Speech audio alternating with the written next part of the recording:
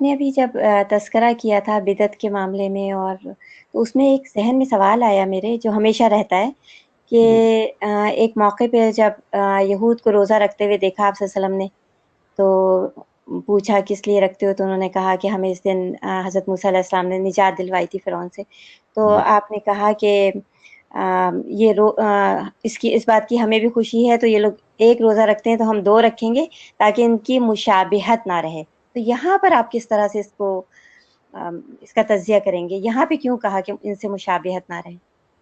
جی ہاں بالکل. اصل میں مشابہت جو ہے وہ اس لیے منع کر دی جاتی ہے کہ کہیں ان کے دین کا یہ حصہ ہمارے دین کا حصہ نہ بن جائے. چونکہ جو روزہ رکھنا ہے خوشی کے موقع پر، جیسے نبی صلی اللہ علیہ وسلم اپنی ولادت کے دن ہر ہفتے روزہ رکھتے تھے، تو خوشی کے موقع پر روزہ رکھنا ہمارے دین میں بھی مانا گیا ہے. بلکہ میں نے ایک دفعہ کسی صاحب نے مجھے کہا کہ بھئی وہ شروع میں آپ کو یاد ہوگا پاکستان میں جب سالگرہ وغیرہ کا سسٹم شروع ہوا ہے تو لوگوں نے اس کو بدعت کہہ کے رد کر دیا کہ نہیں یہ بدعت ہے، یہ ماننا گناہ ہوگا. حالانکہ یہ دنیا کی چیز ہے، اس کا نہ ثواب تعلق گناہ سے تعلق نہیں ہے. ہاں اگر کوئی چیز اس میں خرابی کی ہے تو اس کو آپ دور کر دیں، سالگرہ ضرور منائیں. تو میں نے ایک آدمی کو کہا کہ جناب میرے خیال میں تو سالگرہ اگر آپ منائیں اپنے بچوں کی اور سارے گھر والے روزہ رکھیں، اپنے مثلا آپ کا جو بیٹا پیدا ہوا آج کے تو سارے روزہ رکھیں اور افطار کریں، اس میں کیک کاٹیں، جو مرضی کریں. اگر آپ نے یہ سالگرہ منا لی تو یہ تو کیا ہی بات ہے اس سالگرہ کی. تو بہت نبی صلی اللہ علیہ وسلم تو ہر ہفتے کو کرتے تھے. تو اب یہ بدعت نہیں ہوگی. آپ نے چونکہ ایک طرف بدعت نہیں تھی ان کی، ایک خوشی کا نفلی روزہ تھا جو وہ رکھتے تھے، اس کو اپنایا تو اس کو دین کی شکل نہ مل جائے کہیں، اس لیے اس کو 2 دن مقرر کر دیا کہ کہیں ایسا نہ ہو کہ یہود کا وہ تصور ہمارے ہاں ایک دینی حکم کے طور پر آ جائے. اور ساتھ یہ جملہ بھی وضاحت میں فرما دیا کہ ہمارا تعلق حضرت موسیٰ سے ان کے مقابلے میں زیادہ ہے، اس لیے ہم یہ 2 روزے رکھیں گے.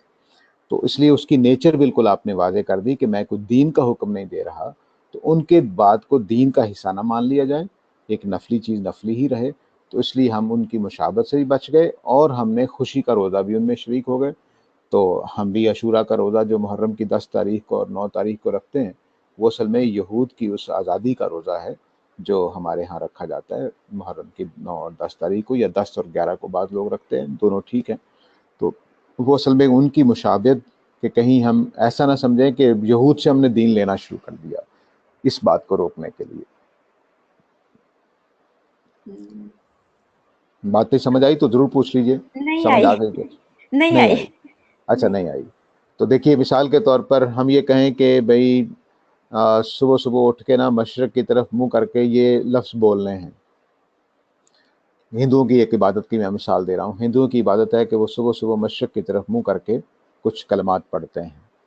تو اب ہم یہ مثال کے طور پر پتہ چلے جی کہ ہندو یہ کام اس لیے کرتے ہیں کہ ابراہیم علیہ السلام کو خدا کی طرف سے جو قربانی کا حکم آیا تھا وہ مشرق کی طرف سے آیا تھا. تو ہم کہیں جی ہم بھی یہ شکر، ہم ابراہیم ہمارے ہیں تو ہم بھی صبح اٹھ کے کلمات کریں گے، لیکن ہم کہتے ہیں کہ بھئی اب مشرق کی طرف نہیں مغرب کی طرف منہ کر لیا کرو، خانہ کعبہ کی طرف، تاکہ ہماری ہندوؤں کے ساتھ مشابہت نہ رہے. تو وہ دین ہی کا حصہ تھا، بدعت نہیں تھی، کوئی خرابی نہیں تھی، وہ تو لینا تھا ہم نے. لیکن ہم نے مشرق سے، حالانکہ مشرق اور مغرب میں کوئی مسئلہ نہیں ہے، لیکن ہم نے مشرق کی بجائے مغرب کی طرف منہ کر لیا تاکہ ہمارے دین کے مطابق چیز ہو جائے. تو اس طرح سے ہم ان کی پوری بات اگر لے لیں گے تو ایسا لگے گا کہ جیسے ہم نے یہودیت کا ایک حکم لے لیا، اور تھوڑی تبدیلی کر دیں گے تو یہودیت نہیں آئے گی بلکہ اسلام ہی کا حصہ وہ بن جائے گا. تو یہ اچھا ہے جو آپ نے جی، مگر باقی معاملہ، اچھا پھر باقی معاملات میں تو ہم اگر خوشی کے موقع پہ کرنا چاہیں تو ایک روزہ رکھ لیں گے، ٹھیک ہے. جی لیکن یہاں پہ خاص طور پہ محرم والے یہی عاشورہ کا روزہ کہ یہ 2 کہہ دیا. اگر یہود سے ہم نے دین تو لیا ہے نا، اس میں اگر ان کی کچھ وہ کمی بیشی تھی اس کو آپ صلی اللہ علیہ وسلم نے جی بس. اس ہاں تو میں بس یہ جو امینڈمنٹ کر لفظ دی. آپ بڑا اچھا لفظ بول دیا آپ نے، کمی بیشی، تو آپ جی کمی بیشی دور کر دیتے ہیں. باقی دین تو ظاہر ہے کہ وہ دین ابراہیمی چلا رہا تھا، اس میں تو لیا ہے ہم نے بالکل، اس میں کوئی شبہ نہیں. جی، تو پھر یہاں پہ کیوں جی اس بس یہ روزے کمی میں بیشی، آگے؟ ہاں جی کمی بیشی کا آپ نے لفظ بہت اچھا ہے کہ کوئی نہ کبھی اصلاح، کوئی کمی بیشی ضرور کی جائے گی تاکہ دین اپنی اصل حالت میں آ جائے اور کوئی خرابی پیدا نہ ہو. بس یہی کام کیا ہے اور کچھ نہیں کام کیا.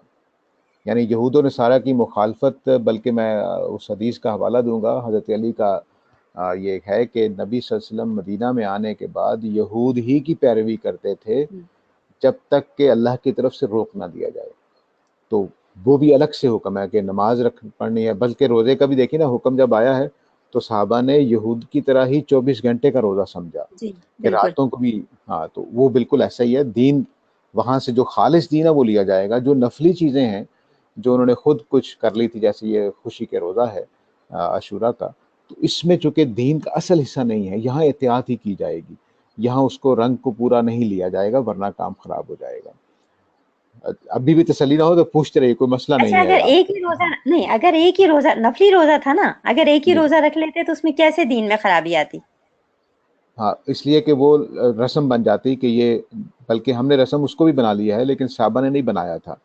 اب تو ہم نے بھی رسم بنا لیا ہے کہ عاشورہ کا روزے روزہ ایسے ہی ہے جیسے کہ لازماً رکھنا چاہیے. اب یہ میں اگلی بات یہی کہنے والی تھی کہ ہم بھی تو رسمی طور پہ اسی چیز کو 2 روزے رکھتے ہیں اور اس کا ہاں بہت زیادہ ہم پبلسٹی کرتے ہیں کہ رکھا جائے. ہاں، تو آپ اسی سے روکنا چاہتے تھے. آپ کا اچھا، جو مقصد تھا وہ یہی روکنا تھا.